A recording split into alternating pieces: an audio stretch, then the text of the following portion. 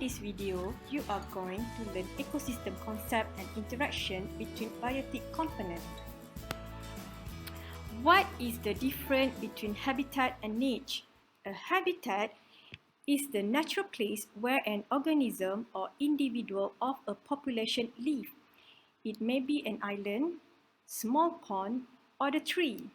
It is where the organism can find foods, shelter, and mates, while niche is its role in the community and how it interacts with the environment.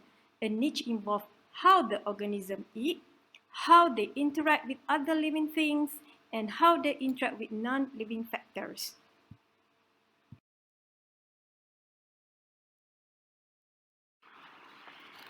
Ecological interaction can be classified into two categories: intraspecific interaction and interspecific interaction.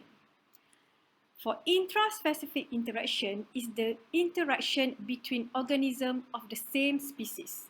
For example, intraspecific competition between population of leopard competing for food.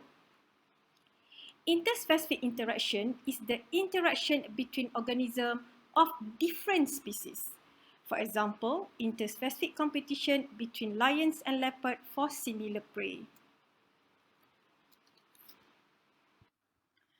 There are 6 types of interspecies interaction. The first one is competition. Competition is the negative interaction for all organisms. That's why organisms evolve to minimize competition. We will discuss this further in the next slide. The second one is predation. Predation is an interaction that has negative consequences for one species and positive consequences for the other species. For example here, lions as a predator kill a buffalo. The third one is herbivory, a predator-prey relationship in which an animal or insect consumes a plant is called herbivory. For example, caterpillar feeding on leaf. And the next one is parasitism. The relationship between human and mosquito would be considered parasitism because the human is affected negatively and the mosquito benefit from the relationship. Then the fifth is mutualism. Mutualism is a relationship in which both species benefit. For example, the acacia trees produce specialized structures to shelter and feed the ant colony, and the ants in turn defend the tree against herbivores. And the last one is commensalism. In a commensalism relationship, one organism benefits while the other is generally unaffected. For example here, the cattle egret catches insects that are disturbed by a grazing zebra. Competition occurs when two individuals attempt to use the same essential resource. For example, compete for food, water, or living space. Thus, strong competition can lead to competitive exclusion. The competitive exclusion principle tells us that two species cannot have exactly the same niche in a habitat because one species will eventually die out. An example of this principle is shown in an experiment with two protozoa species, Paramecium aurelia and Paramecium caudatum. When Paramecium caudatum and Paramecium aurelia are grown individually, both species are able to grow and thrive. However, when they are grown together under the same conditions, one population would dominate and the other would die off.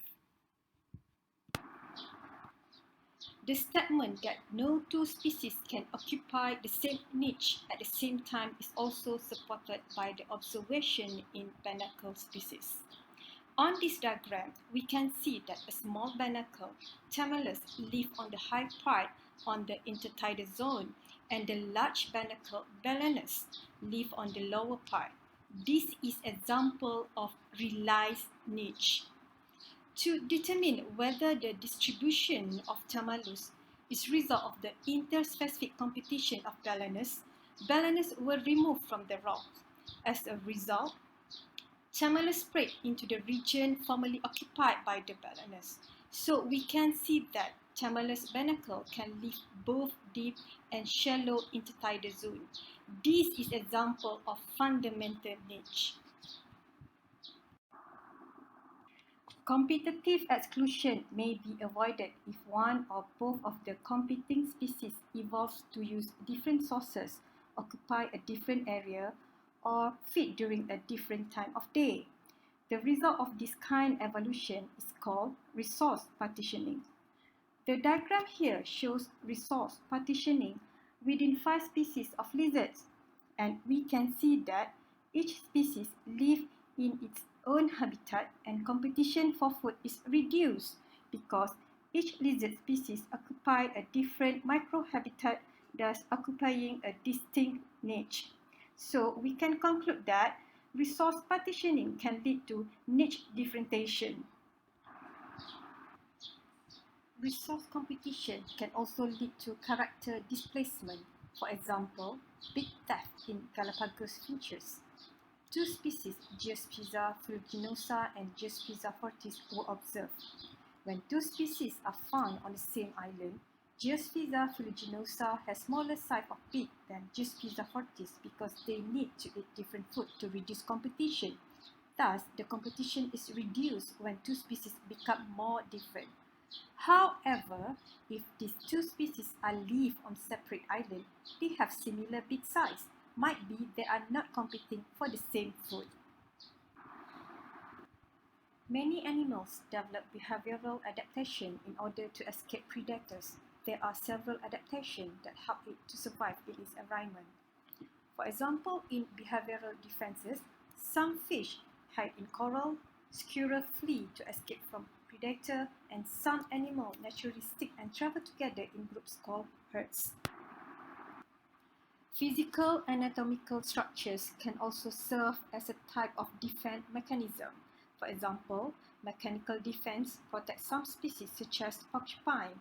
These animals have sharp spines to protect from predator. And some animals use chemical defense such as octopus. Octopus do expel ink to confuse the predator. Many frogs can change color of their skin to blend into their surrounding. For example, the tree frog in the picture is demonstrating cryptic coloration or camouflage to hide from potential predators. However, some frogs don't need to hide or blend into their surrounding. Most poison dart frog has brightly colored to warn predators that it is toxic. This type of defense mechanism known as an aposematic coloration or warning coloration. Batesian mimicry, a form of mimicry where a harmless species have evolved to imitate the warning signal of a harmful species. For example here, hawkmoth larvae puff up their head and look like the head of small poisonous snake so it won't get eaten. Mullerian mimicry occurs in nature when two or more harmful species look very similar. These poisonous species have the same coloration. For example here, cuckoo and yellow-jacket wasps are dangerous and unpalatable species resembling each other. Both produce a toxin and predators learn quickly to avoid them.